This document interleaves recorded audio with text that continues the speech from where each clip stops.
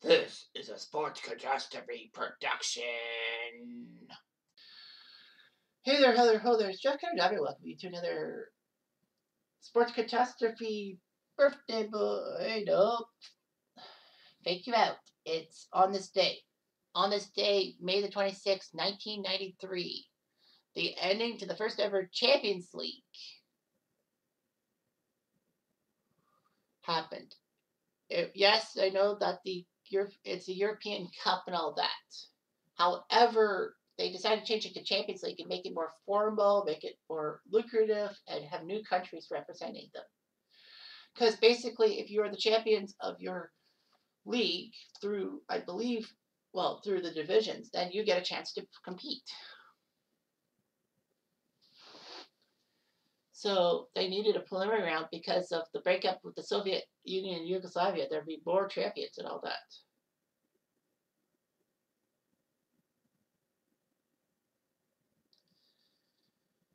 So it was huge and all that. They had to have a preliminary round with Ukrainian, Israeli, and Latvian champions, if you will.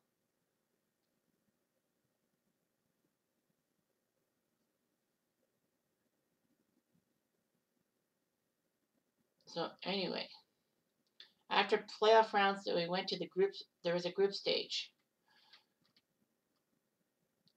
They would play. They would have 32 teams compete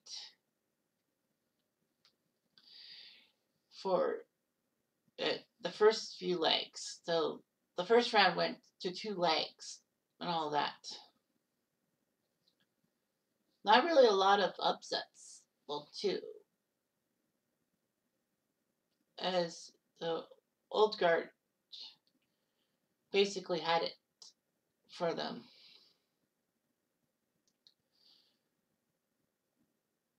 So the only English representative Leeds. So I guess every country only had one team competing. Leeds it. We're supposed to have lost to Stuttgart in the round of 32 on away goals, but because Stuttgart hit the maximum of 3 foreign-born players, they were not allowed to compete, and Leeds won a playoff. In the second round, Leeds would lose to Rangers. That's those guys from Scotland. IFK Goldberg beat Lech Poznan. Milan beat Bratislava. Marseille beat Dinamo Bucharest. Club Brugge won on away goals against Austria Wien. Club Brugge from Belgium. Porto beat Sion of Switzerland. PSV Eindhoven beat Athens. And CSKA Moscow shocked Barcelona to get this far. So it was the group stage. 8 teams were divided in 2 groups of 4 playing home and away places. So you had 6 games. Top team went to the final. And Marseille survived, winning 3 and tying 3, whereas Rangers won 2 and tied 4. Club Brugge beat CSKA Moscow both times. Other than that, it was just brutal. Group B saw AC Milan shock everyone by going 6-0. Gutenberg took second, which was shocking for a Swedish squad to do that well. But Milan, so that set up the final. It was Olympique Marseille versus AC Milan from Munich's Olympiastadion. And it was a big matchup. So Marseille looked pretty good and all that. The starting lineup. Marseille went with a 5-3-2 look. Their goalie was the great Fabien Barthez. Defenders. Jocelyn Angloma, Eric Demeco, Basile Boli, Frank Swazi, and Marcel Desailly, and JJ Iladay. No, sorry, 3-4-3. 3-4-3, sorry. But anyway. Forwards were Alan Boxidic, Rudy Fowler, and Abedi Pele. One of the best African players of all time. Well, Didier Deschamps was in midfield too. For AC Milan, their goalie was Sebastiano Rossi. They went 4-4-2. At the back, it was Mauro Tossati, Paolo Maldini, Alessandro Costacurta, and Franco Baresi. Maldini Baresi, great Italian. Midfield, they had Dimitrio Albertini, Gianluigi Lentini, Frank Rijkaard, and Roberto Donati. At forward, they had Marco Van Basten and Daniel Massaro. So the match went off without a hitch, but there was one goal and one goal only. That was Boli, number 4 for Marseille, off of a corner scoring to make it 1-0 Marseille, and that was the final score. There were a couple of substitutions for Marseille. J.P. Durand came in for Angloma, and J.C. Thomas came in for Rudy Falle.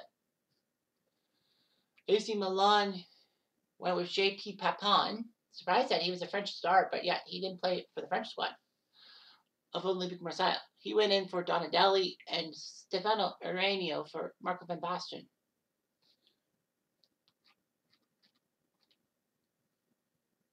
The only problem is this Champions League final was the last game of Marco Van Basten's career. He was 28. He had a big ankle injury. He tried to recover for 2 years, but unfortunately he failed miserably. And Marco Van Basten retired in 1995. Can you believe Marco Van Basten's career, what his career could have been like if he was healthy? So 64,000 fans came to see it. In fact, Marseille is the only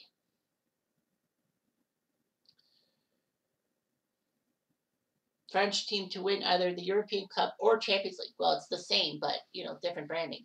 So no French team ever won the European Cup or Champions League. I know that, Stade de Rennes played Real Madrid, I think in 1960, and they lost 7-3 in that famous winner. Anyway, no other French side would reach the final until Paris Saint-Germain in 2020, and they lost. So that's just shocking. How the French squads are just behind England, Spain, Italy, and Deutschland. Unfortunately, it wouldn't be all sunshine and lollipops for Olympique Marseille, as a month after the tournament ended, there was rumors circulating. There was a scandal, as Olympique Marseille and their club president Bernard Tapie would be found later to be involved in a max fiction scandal, in which Marseille paid Valenciennes to go easy on them because Marseille still had the Champions League final after the French season was over with. Valenciennes was not too happy about it. Marseille, after it was found out about Marseille's dirty deeds, they were dropped to Division 2 and were not allowed to play European football. The good news for them, however, was that their 1993 Champions League title was not stripped from them because the scandal only happened in French league matches and did not happen in the Champions League. The UEFA said that they could keep their title. So I think that's kind of the French curse, the Marseille curse, because, forcing a team to throw games and all that. Are you nuts? I think you probably would have won anyway.